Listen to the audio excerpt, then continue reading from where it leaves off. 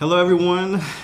Welcome to an episode of Let Me Finish, a podcast started by three friends about absolutely nothing. We'll be coming to you each week, just discussing different topics, whatever's on our mind for the week or at that moment, and hopefully you all can relate to what we have to talk about. I guess we should start off by introducing ourselves before we get started. First off, that was beautiful. That was good. Thank you. Yeah, that was a good introduction. I've been doing this. I know. You practice that, right? I've been doing this for a long time. No, that was my first take. First take at this. Look at that. For the audience out there. Okay. I'm Dom, everybody. I'll let you all go ahead and introduce yourself. I'm G. We all live in Dallas. Three best friends. They're like pretty good friends. We're best friends. Yeah. What, are we best friends? We're best friends. I don't know. For the sake of the podcast. Yeah, for the sake of the podcast. We need them to... Nobody wants to live in a podcast about like three like moderately good friends. Yeah. Honestly, we don't fuck with each other outside this podcast. It's all for the clout. Yes. So I'm Antonio, Dallas. Fuck it. Dallas by way of Atlanta, not hot Atlanta because I hate when people say that. It's terrible. But by way of Atlanta, Georgia. Man, y'all like said where y'all are from. I just said my name. I didn't say where I was from. Hey, I'm going all in on that. I didn't say my government name. Well, that's fair. I'm from Tennessee. I mean, it's not very exciting You don't at have to say all. it. But, you know, we all hail in Dallas, Texas these days. You know, it doesn't get much better than Dallas. At least I don't think so. Is this the part where we agree with you or disagree? For the sake of the podcast. For the sake of the Dallas is podcast. great. Dallas is good enough. I got the hats, like all of them. Yeah. Oh, yeah. That's like the New Jersey style, right? Yep. It's just Dallas not. Mavs. It's just not upside down. So After the game last night, watching with Kyrie and Luka, they almost won. They came back from like what a 28-point deficit. Yeah, but they still lost. I know. So like all the broadcaster guys afterwards were like, it was an amazing game to see their chemistry. Kyrie, when he really commits to it in the fourth quarter, and it was like, but they lost. Like, yeah. who cares? Yeah, I got online and all I kept seeing the highlights how much he scored. I'm like, but they lost. Yeah. He scored 25 points in the fourth quarter, but they lost. So. I'm sorry, everybody. This is sorry, actually sports. a Mavericks podcast. It is not. I but I made apologize. that. So this is our first episode. How does it feel to finally be recording it? This started out as an idea that I had sitting beside a pool at G's apartment, and I brought it to you all, and here we are. Like, how many months later? Like 12 almost. Yeah, almost there. Almost a year later.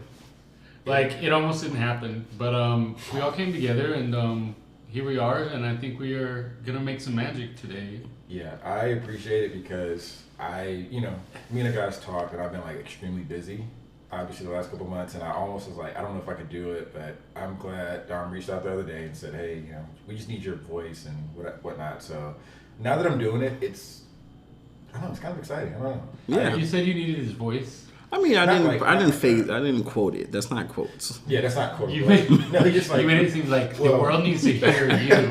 I shouldn't say. Is it curse?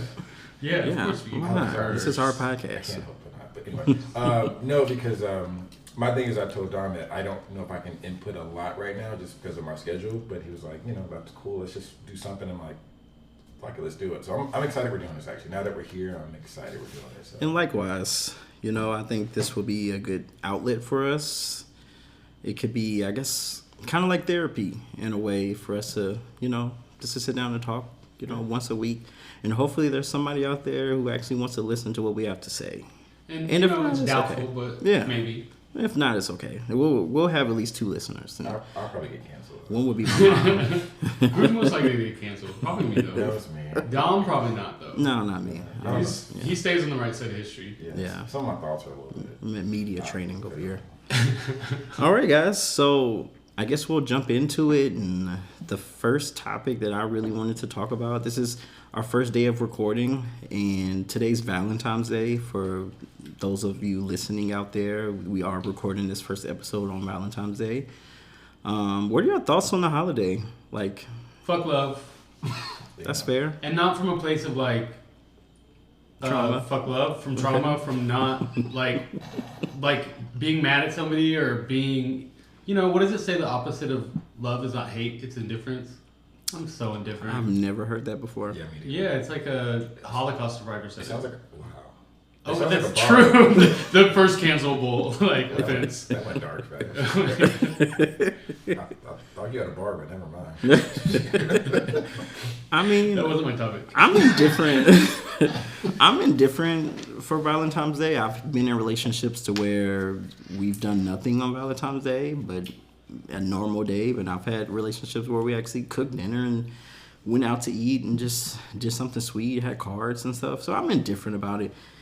I go off of the energy around me. So if my significant other wants to do stuff on Valentine's Day, I'm cool with it. If not, then oh well.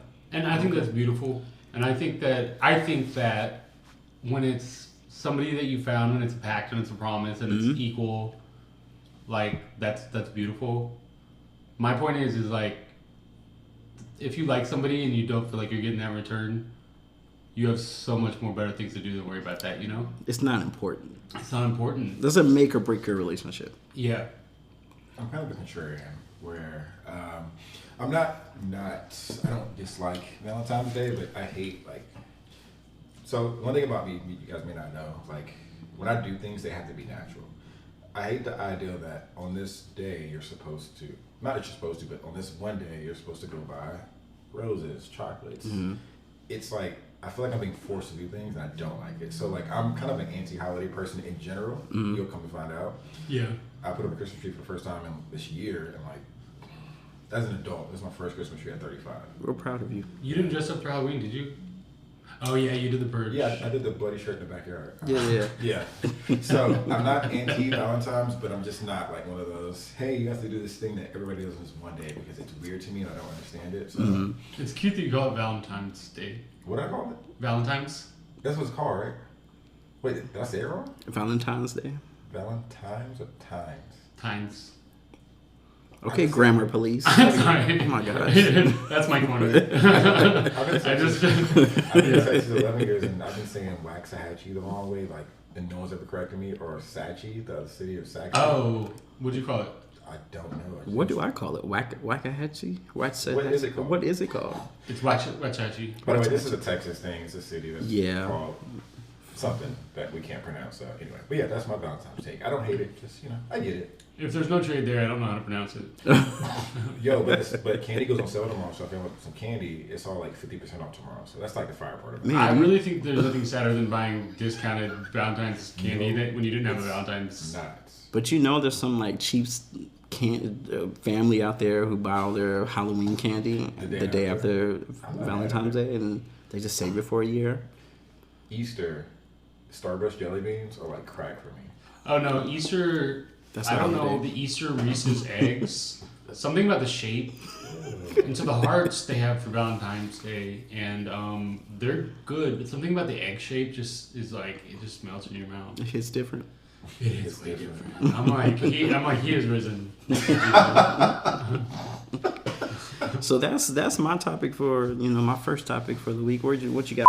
Wait, so your topic was you just wanted to Valentine's brag Day. about how you had a Valentine? He didn't No, remember. I didn't. I just asked your opinion on the Wow. holiday. Projecting That's us, I That's guess. it. Yeah, no, That's sorry, it. sorry. And here I say I'm indifferent. I guess my topic is we're talking about this is possible therapy.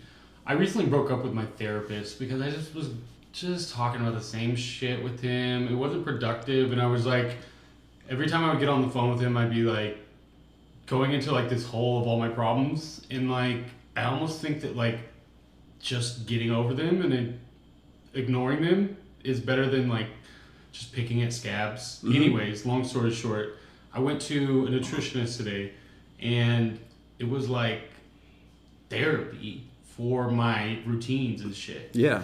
Where she asked me about my sleep pattern, my calorie intake, my coffee intake. And it was just crazy because it's all these little things that you don't realize, these little systems you have in place, and all these little juggling balls, spinning plates you're keeping in the air.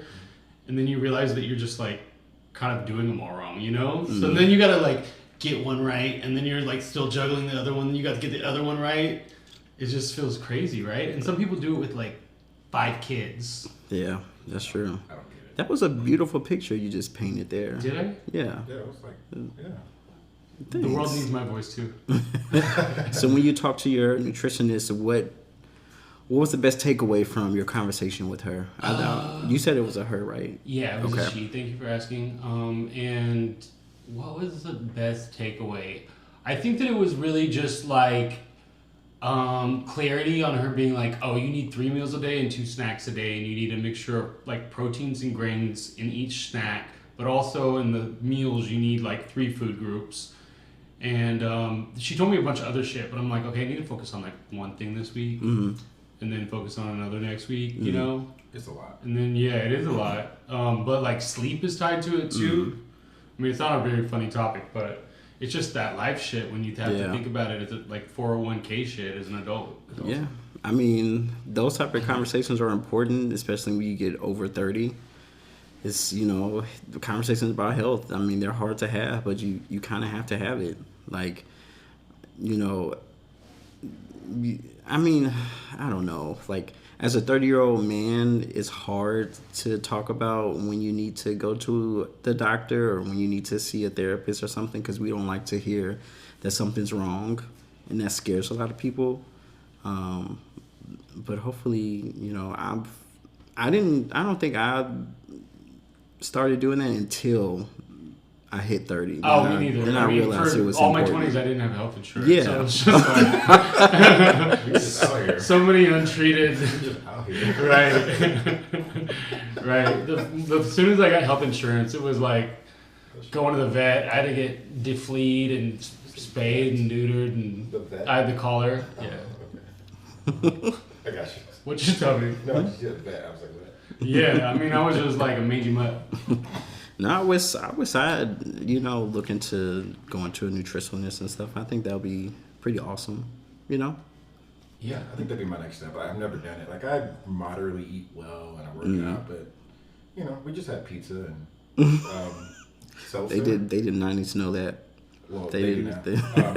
Hey, when Sorry, hey, listeners, we just had a healthy salad, lots of grains. some marinara sauce and, we're not perfect though, but no, like I would like to do a nutritionist at some point because that next level of things to do. But also, like what Greg said, it's like one thing at a time because some of us know some of us take on too many tasks. Yeah. Me, and I get overwhelmed, and then I say fuck it. So it's good to like take things one step at a time. And Yeah. make those minor improvements. I have too much pride. I don't need somebody telling me what I need to eat. It would get annoying at some point. It's like, Right. But it's good. and I know I also, need it, though, You, so. you inevitably lie to her, like you lie when you go get tested for STDs and they ask you how many people you hooked up we with. all. We don't Right? lie about that. You Do just- we? Do we yeah. lie about that? Oh yeah. I mean, we don't gotta go into like how many people we actually hooked up with, but It's like a rough estimate. yeah, like you make yourself sound a little bit better, but you allow room for them to be like, do better next time, and you're like, well. I'm assuming they expect us to lie anyways. They do. So they probably like whatever you say, they times it by 10. Yeah, exactly. They do fucking too. Yeah. She didn't ask me about my sexual partners, thankfully. Oh, well, thankfully. Well, I'm gonna take the. So I have a couple topics written down, and I think the one I want to talk about is code switching. Now, I know code switching is typically referred to like black men in white spaces, like switching their voice. But I think in general, I look at it as just you going from being this one person in your personal life with your friends to like being a totally different person in your work life. And I find it interesting because it's one thing I struggle with at work. Currently at my job, I'm in a lot of Zoom meetings, which I despise.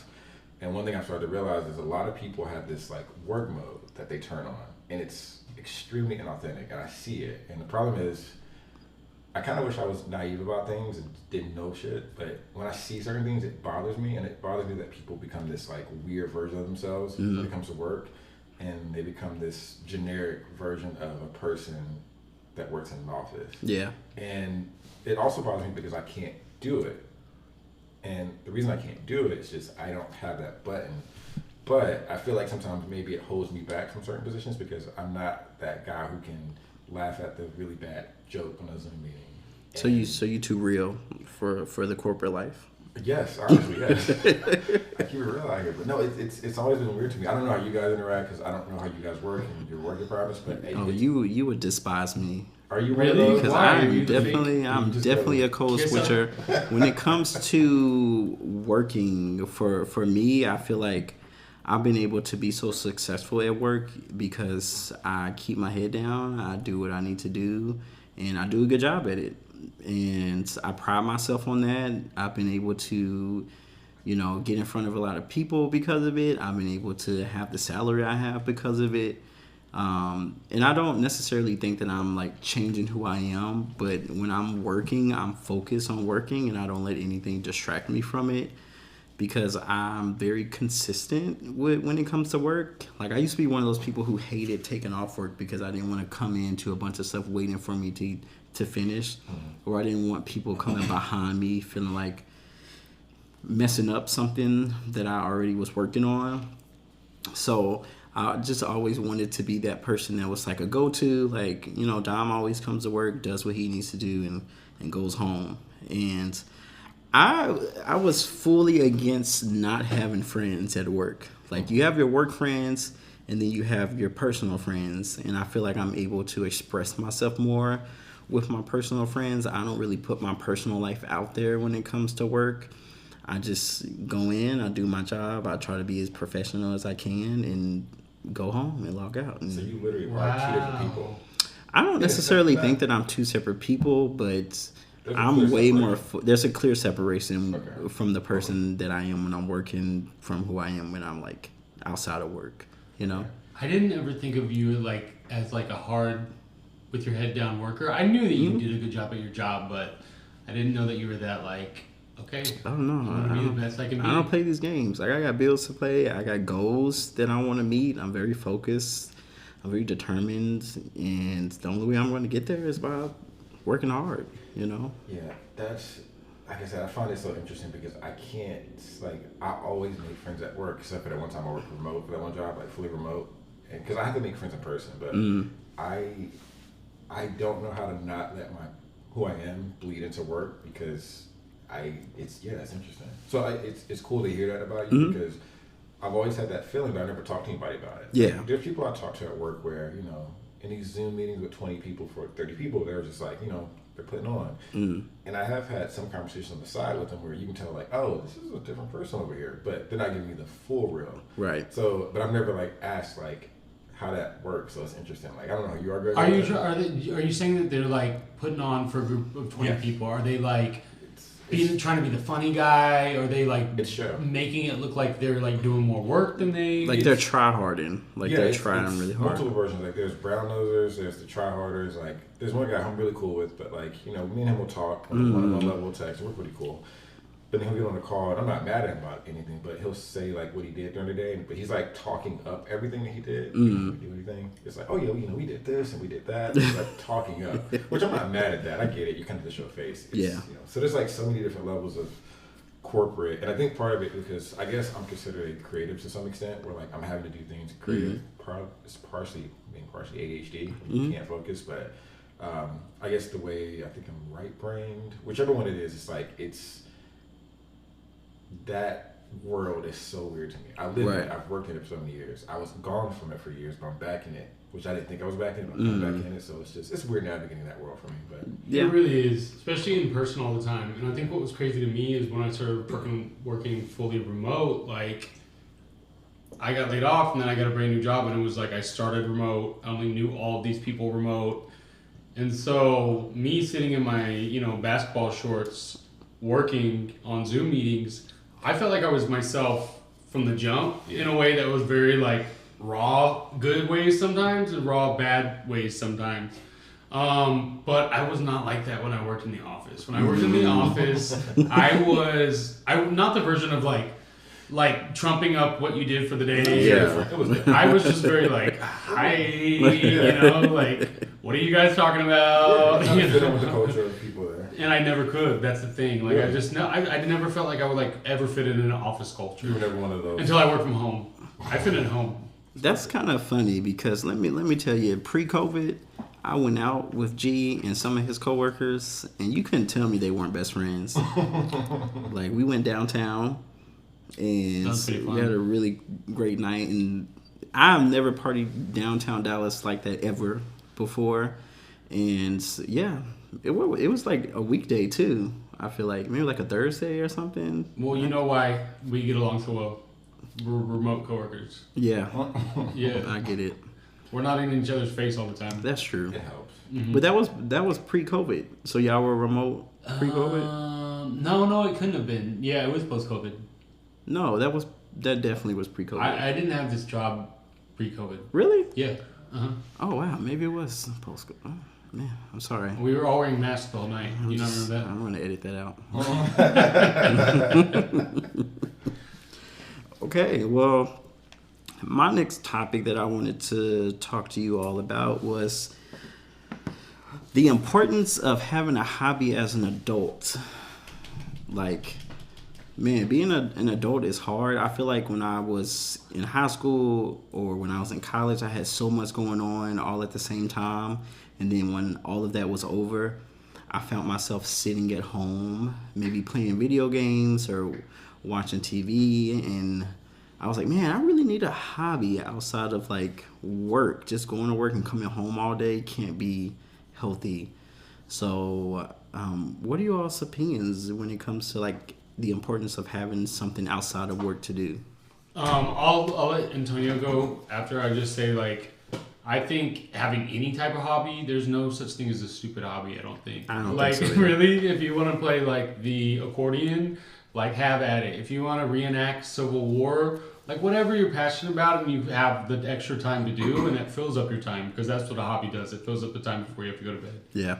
It also gives you, I feel like it gives you balance outside of work. Because work is one thing, right? We spend so much time working during the week, 5 days a week, whatever you work. That's a big portion of your time. But usually most people's jobs aren't who they are. Right. And then you go home and you get the rest, go to the gym or whatever. But hobbies are important because for me, I can speak to it. Now, granted, I've turned hobbies into like financial things, which is cool. But I'm still trying to balance that. But you have to have balance. I feel like you have to have balance. And one of the things I've struggled with is having a hobby, but then dating someone without a hobby is also detrimental. Because hobby becomes extra time, and then that person's like, well, you're not spending time with me. So there's another aspect of the hobby thing. But I think hobbies are great because, you know, work is work. Yeah. It's fulfillment to a certain extent. Money's good. You probably like what you're doing for the most part, but it's not complete fulfillment. And I think if, let's say you lose that job or Right. you get demoted or you have to change jobs, then because so many people base their identities off of a job that when that job is gone, you have nothing. Right. So I just having something that you enjoy doing, whether you get paid for it or not, I think is super important. So I have too many hobbies actually, but Yeah. I balance them out and I try to balance everything out. But your hobbies are, I'm sorry, I love that topic. And I mean, they did turn into a paying job. So Yeah. think about that. That's very true. But I still have other hobbies outside of that too. So 'cause I need a break. I need a break from things that I have to do for money. So I think for me, like, I've been blessed to like be surrounded by so many people who are so creative. Like, I think that's one of the main reasons I wanted to even start a podcast after going to therapy. As you know, we discussed earlier today, I talked to my therapist about not really having a artistic outlet for myself, but I'm surrounded by people who do have that outlet. And because if you know me personally, you know that I like sports. I played kickball, played football, currently play volleyball very consistently. But outside of that, I don't really have a consistent artistic outlet. And my therapist recommended for me to start knitting. I don't know what that was about. The therapist advice sometimes is just Sometimes. like, like an old white woman or something. She was my age, but she definitely was a white lady. there are And some I love her. students. She was a great, you know, she gave me great advice as far as for therapists besides that one. But I was looking to everybody around me who's so creative. Like, you guys are so creative with your hobbies and your outlets.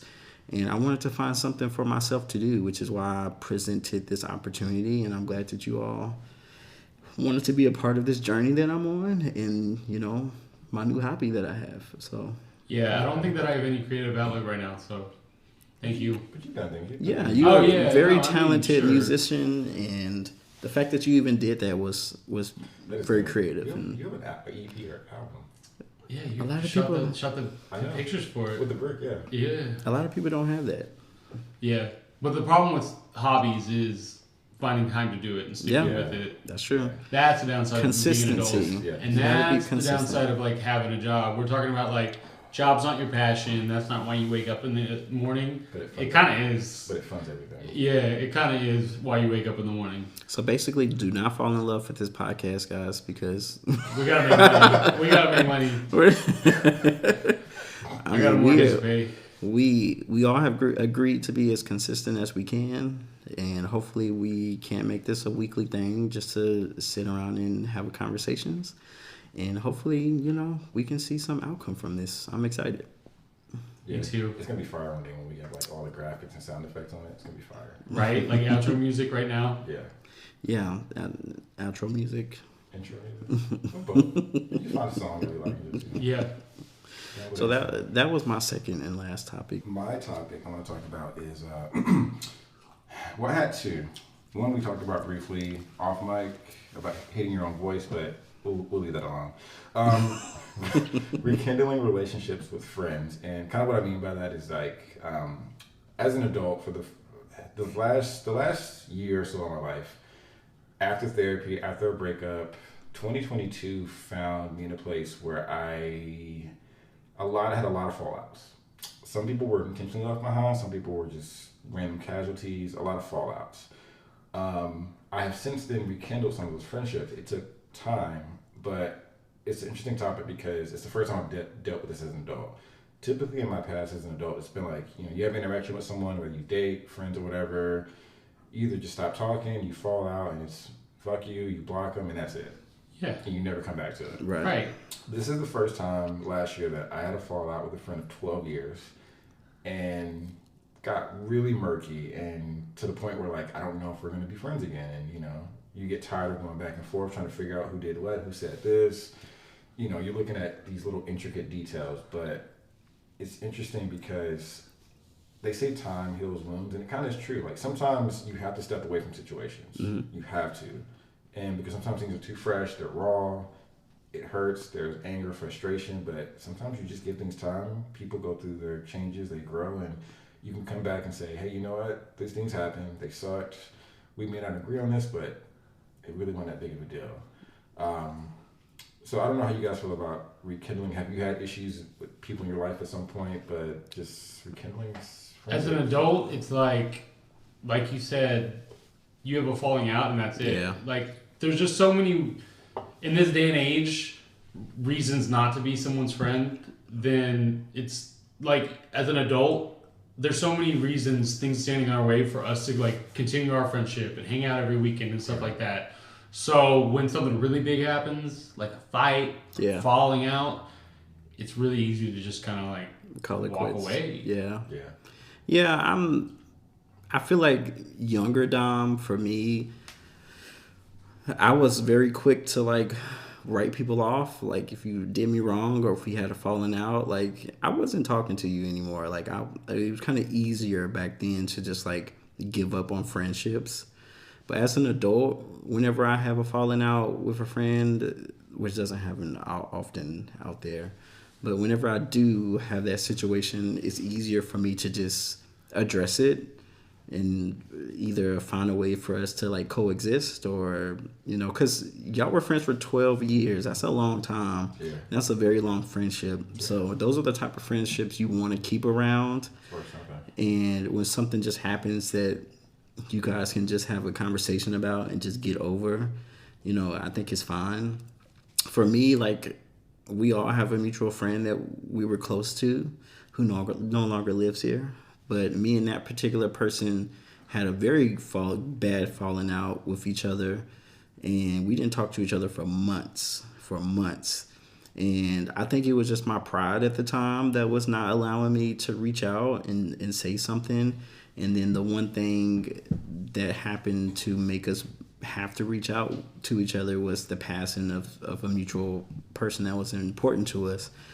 And that's not necessarily how you want to like come back together with a friend, but that was something that happened that made me realize that life is too short to just, lose people that are close to you over something just silly, that you could just have a conversation about. Yeah. So I'm all for rekindling important relationships. Because not all are important. Not all are important and not all are necessary. Yeah, that's actually great. I've left a lot of relationships in 2022, a lot. There's people you guys don't know, and they weren't bad people. It's just, last year was a lot for me, like going to therapy, the breakup, trying to figure out what I wanted in life, where I wanted to be, the things I wanted to do, and then realizing I had all these distractions. And one thing that caused me to initially not rekindle that friendship was just being overwhelmed. Yeah. Being post-therapy, like constantly dealing with interactions, loss of friendships, it just became exhausting to be like, it's happening again. 2 months later again, and somebody else is new. It's just like, fuck it, I don't care anymore. That's kind of where I got to the point where I just don't care anymore. And this was the same person that you're having like friendship problems with, or It was multiple people. oh, Yeah, okay, got like it. he was just one of multiple that was just in a line of this person, that person. You remember the neighbor, the crazy neighbor? Yeah. It's still fuck him, but Oh, it's I always saw gonna that- be It's a fucking. story for another day for yeah, I the saw audience him out over there. his fucking dog and said, "Fuck you." I just said, I just No, fuck him. But no, like he's someone that's like he doesn't matter. Yeah. Because there's nothing there. But obviously the one that I rekindled, that one mattered because it's a good person at the end of the day. Like you said, time and just seeming like, you know what, this is minor shit. We can get past this. We're adults, and this friendship is worth something. Yeah. Like, I think one thing also is the reason I stopped talking to a lot of people because I always thought I was not social, and I actually am more social than I thought I was. That I do have my hermit stages or whatever, but I made too many friends last year. After my breakup, I went like, I'm gonna hang out with all the people I couldn't hang out with before. Took that way too far. There was moments like I was getting drunk during weeknights, hanging out, constantly going out, being invited to dinners. It became like a fucking drag. And having to reset all that and just get back to a better place. But also realizing that the people I talk to now are the important people, like you guys and some other people. It's like, I just gotta focus on a couple good people, and that's really it.